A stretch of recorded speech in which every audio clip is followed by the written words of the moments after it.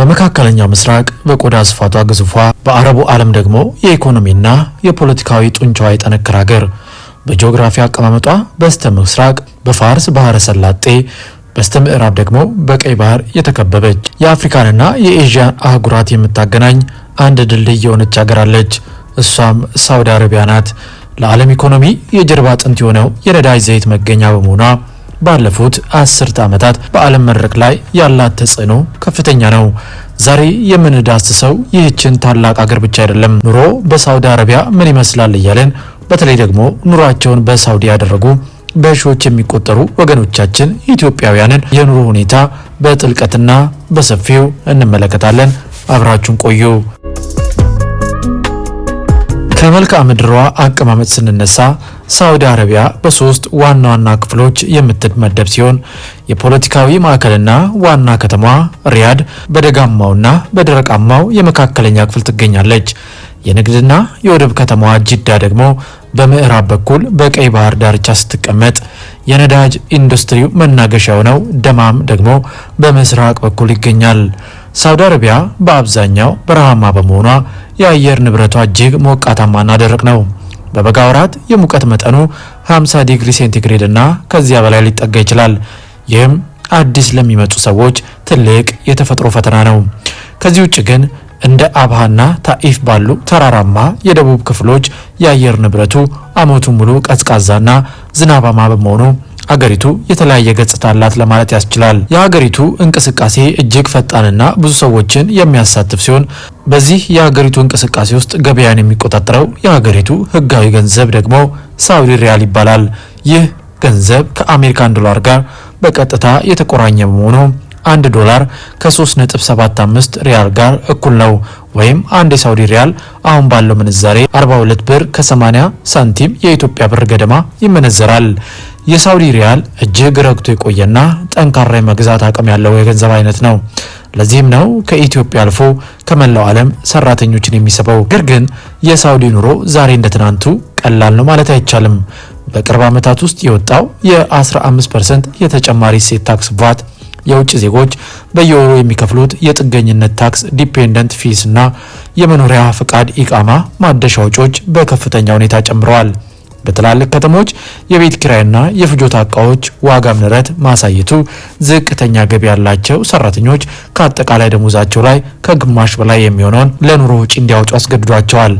ታዲያ በዚህች ሀገር የሚሰሩ ሰራተኞች ምን ያህል ደሞዝ ያገኛሉ የሚለውን ስንመለከት የደሞዝ መጠኑ እንደ ግለሰቡ የስራ መስክ፣ የሙያ ደረጃና የህጋዊነት ሁኔታ በከፍተኛ ደረጃ ይለያያል። የቤት ውስጥ ሰራተኞች፣ ሞግዚቶችና ምግብ አብሳይ እህቶች በሁለቱ ሀገራት መንግስታት ህጋዊ ስምምነት መሰረት የሚሄዱቶች መነሻ ደሞዛቸው ከ1000 እስከ 1200 ሳውዲ ሪያል ከ260 እስከ $320 ይጀምራል። የስራ ልምድ ያላቸውና ቋንቋ የለመዱት ደግሞ እስከ 1500 ሪያል እና ከዚያ በላይ ሊከፈላቸው ይችላል። የዚህ ዘርፍ ጠቀሜታ የምግብና የመኖሪያ ወጪ በአሰሪው መሸፈኑ ነው። የኮንስትራክሽን፣ የጉልበትና የሹፌርነት ስራዎች፣ በህንፃ ግንባታ፣ በጽዳትና በግብርና ዘርፍ የተሰማሩ ወንዶች ደግሞ አብዛኛውን ጊዜ ከ1200 እስከ 1800 ሳውዲ ሪያል ያገኛሉ። የቤት አውቶሞቢል ወይም የከባድ መኪና አሽከርካሪዎች ደግሞ እንደየስራው ከ1800 እስከ 3000 ሳውዲ ሪያል ወራዊ ገቢ አላቸው። ባለሙያዎችና ነፃ ሰራተኞች ቋንቋውን በሚገባ ለምደው በሽያጭ፣ በሆቴል አገልግሎት፣ በቴክኖሎጂ ወይም በግል ንግድ ስራ ላይ የተሰማሩ ወገኖች የገቢ መጠናቸው ከ3500 ሪያል ጀምሮ እስከ 7000 ሪያልና ከዚያም በላይ ሊደርስ ይችላል። ነገር ግን ከዚህ ገቢ ላይ የቤት ኪራይ፣ ምግብና የኢቃማ ታክስን ራሳቸው መሸፈን ይኖርባቸዋል። አንድን ሀገር የሚያስብለው የህዝቡ አኗኗር ነው። የህዝቡ ባህሪ፣ የህዝቡ ለሰዎች ያለው አቀባበል ነው። የሳውዲ አረቢያ ህዝብ ባህሪ በሁለት ታላላቅ ምሰሶዎች ላይ የተገነባ ነው። የበድዊን ወይም የበረሃ ዘላኖች ወግና የእስልምና ሃይማኖት እሴቶች። ሳውዲያውያን እጅግ እንግዳ ተቀባይ በመሆናቸው ይታወቃሉ። አንድ እንግዳ የሚሰጡት ክብር ከፍተኛ ነው። በቤታቸውም ሆነ በንግድ ቦታቸው ቃህዋ የተባለውን የባህል ቡናቸውንና ቴምር ሳያቀርቡ አይሸኙም። ማህበራዊ ትስስራቸውም እጅግ ጠንካራ ነው። ለቤተሰብ ለዘመድና ለጎሳ አባላት ትልቅ ታማኝነት አላቸው። ኩሮዎችና ክብራቸውን የሚጠብቁ ህዝቦች ናቸው። ነገር ግን ይህ ባህሪ ሌላም ገጽታ አለው። ሳውዲያውያን በአብዛኛው የግል ህይወታቸውን የቤተሰባቸው ሚስጥር የመደበቅ ባህሪ አላቸው። በመሆኑም ከውጭ ሀገር ሰው ጋር በፍጥነት የመቀራረብ ፍጥነታቸው አነስተኛ ነው። እምነትን ለመገንባት ጊዜ ይወስዳሉ። በተጨማሪም ለዘመናት በሀብትና በድሎት ውስጥ በመኖራቸው ምክንያት የዕለት ተዕለት ህይወታቸው ረጋ ያለ ነው ማለት ይቻላል። የስራ ግንኙነት ላይ ጥብቅና ቀጥተኛ ትዕዛዝን ግን ሊበርጡ ይችላሉ። በሀገሪቱ በቀን 5 ጊዜ የሶላት ጥሪ በሚደረግበት ወቅት የንግድ ተቋማት የሚዘጉበትና ማህበራዊ ህይወቱ ከሃይማኖታዊ ስርዓቱ ጋር የተቆራኘባት ሀገር ናት። ይሁን እንጂ ሀገሪቱ በቪዥን 2030 ፍልስፍና ውስጥ እያለፈች በመሆኑ ከፍተኛ ማህበራዊ ለውጥ ላይ ትገኛለች። ለዘመናት የነበረው ጥብቅ የአለባበስና የጾታ መለያየት ህግ እየላላ መጥቷል። ሴቶች መኪና እንዲያሽከረክሩ ተፈቅዷል። የሙዚቃ ኮንሰርቶችና ዓለም አቀፍ የቱሪስት መዳረሻዎች በስፋት እየተከፈቱ ነው። ይህ አዲስ ለውጥ በሰዎቹ አስተሳሰብ ላይም ዘመናዊነትን እያመጣ ነው የሚሉ ሀሳቦች በስፋት ይነሳሉ። ታዲያ በሳውዲ አረቢያ ውስጥ በትልልቅ ከተሞች ውስጥ በተለይም በጂዳና በሪያድ የኢትዮጵያ ባህል ምግብ ቤቶችን፣ የቡና ማፍያ ቦታዎችን፣ የሀበሻ ሱቆችን ማግኘት የተለመደ ነው።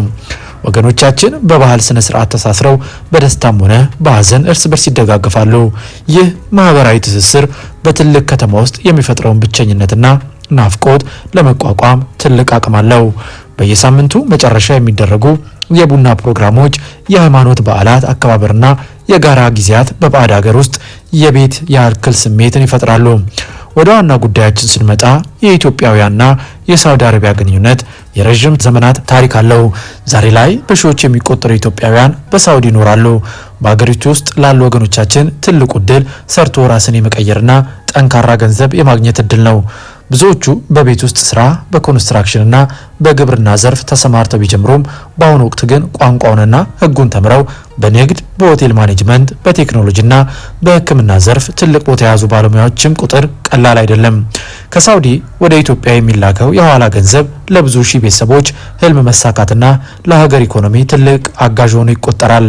ነገር ግን ከዚህ ስኬት ማዶ ጥቁር ጥላ አለ። ለኢትዮጵያውያን ትልቁ ፈተና የህጋዊነት ጉዳይ ነው። ህገወጥ በሆነ መንገድ ወደ ሀገሪቱ የሚገቡ ወይም የመኖሪያ ፈቃዳቸው ኢቃማቸውን ማደስ ያቃታቸው ወገኖች ለከፍተኛ ስጋት የተጋለጡ ናቸው። የሳውዲ መንግስት የሀገር ውስጥ የስራ ዕድልን ለዜጎቹ ለማስከበር ባወጣው ሳውዲያይዜሽን ፖሊሲ ምክንያት ጥብቅ ፍተሻዎች ይደረጋሉ።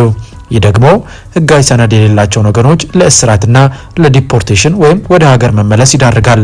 ከዚህም ባሻገር ከአሰሪዎች ጋር የሚፈጠሩ አለመግባባቶች፣ የስራ ሰዓት መብዛት፣ የሰብአዊ መብት ጥሰቶችና ከቤተሰብ መራቅ የሚፈጥረው ስነ ልቦናዊ ጫና የብዙዎችን ህይወት ያናጋል።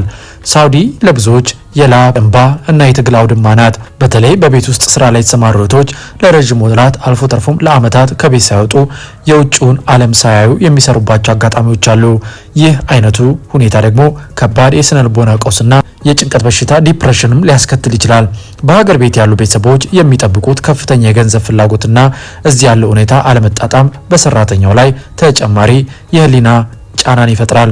ነገር ግን አሁን ላይ በተጀመረው ቪዥን 2030 ሀገሪቱን ከነዳጅ ጥገኝነት ወደ ተለያዩ የኢኮኖሚ መስኮች ለማሸጋገር ያለመ በመሆኑ በርካታ ግዙፍ ፕሮጀክቶች እንደ ኔኦም ከተማ ያሉ እየተገነቡ ነው።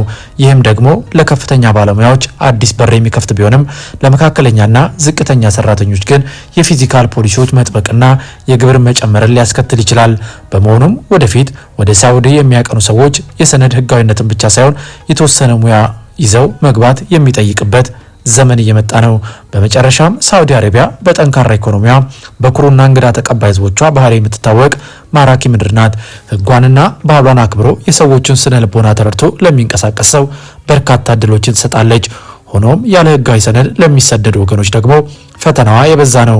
ይህቺ ታላቅ የመካከለኛው ምስራቅ ሀገር ዛሬ ድረስ የሺዎችን ህልም እያሳካች የሺዎችን ጉልበት ደግሞ እየፈተነች ትቀጥላለች። ለዛሬ ያዘጋጀንላችሁ ልዩ ዘገባ ይህን ይመስል ነበር። ስላዳመጣችሁ እናመሰግናለን።